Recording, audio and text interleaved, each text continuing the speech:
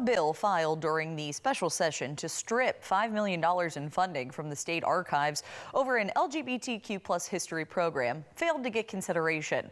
But the lawmaker who filed that measure says his efforts are not over. News 19 State Capitol reporter Maddie Biertempel has more. Senator Chris Elliott says next session he expects more scrutiny of the archives budget and a bill changing the makeup of their board. This stems from the archives lecture last month called Invisible No More, Alabama's LGBTQ+ history. In a letter to lawmakers, archives director Steve Murray says the series is promoted to general adult audiences and the content is, quote, aligned with the agency's statutory mandate to pursue the diffusion of knowledge in reference to the history and resources of the state.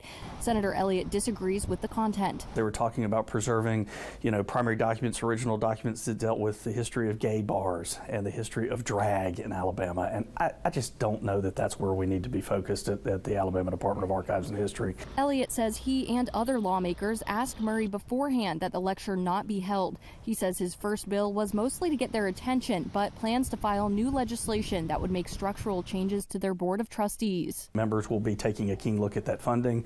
The other bill will deal with the board and reconstituting that board again, so it's appointed by elected officials that are accountable to the people of the state of Alabama. Archives Communication Coordinator Georgia Ann Hudson said, quote, our only comment at this point is that the ADAH will be prepared before and during the regular session to share with members additional information on the work of the archives and to answer any questions they may have.